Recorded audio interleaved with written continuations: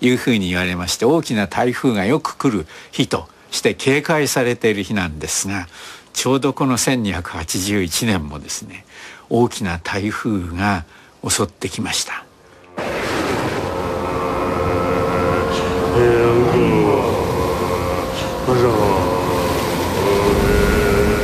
The Mongols could not land.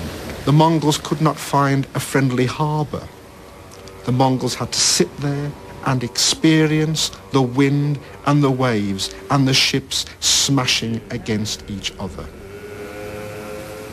Some sources speak of casualties approaching 90% in some of the contingents of the Korean or Mongol armies.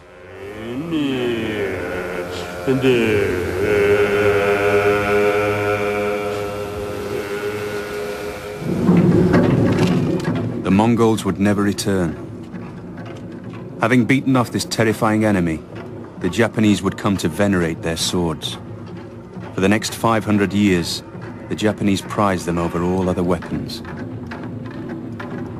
So complete was their faith in the cutting power of their razor-sharp blades that even when gunpowder and muskets should have made swords obsolete, the Japanese refused to give them up. A myth, a legend, a belief, an act of faith almost grew that the Japanese samurai, who grew more and more to be personified by the samurai sword, was the match for anything that anywhere else in the world could throw at them. The arrival of the Europeans in the 16th century, bringing muskets that fired bullets, they were withstood. The brave individual samurai with his sword were absorbed into Japanese culture to such an extent that these firearms themselves could almost be rejected in favor of the Japanese sword as the superior weapon, superior not only in military terms, but superior in moral terms. But the samurai spirit had a darker legacy.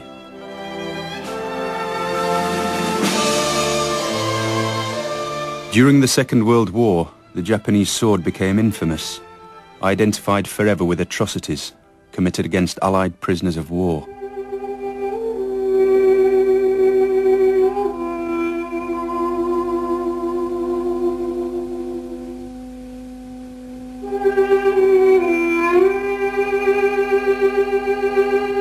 Probably the most active use of the Japanese sword during the Second World War was beheading Allied prisoners.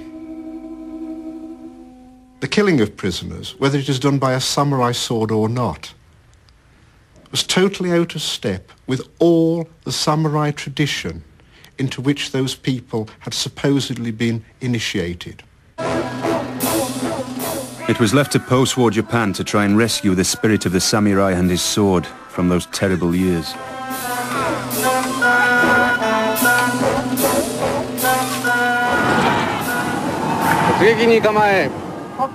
For the great film director, Akira Kurosawa, they are as potent a part of Japanese myth as cowboy films are to America.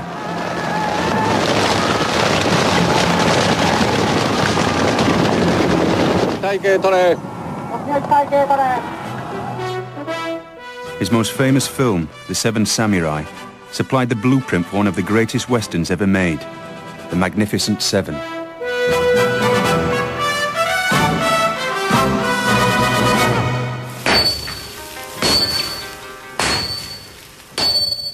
The samurai sword may no longer be used in anger, but it lives on as a collectible work of craftsmanship and for use in the martial arts. Strictly controlled by the Japanese government in terms of number and quality, they are still made with the same reverence as the swords that won the Battle of Hakata Bay. Testimony to a weapon which refuses to become a relic.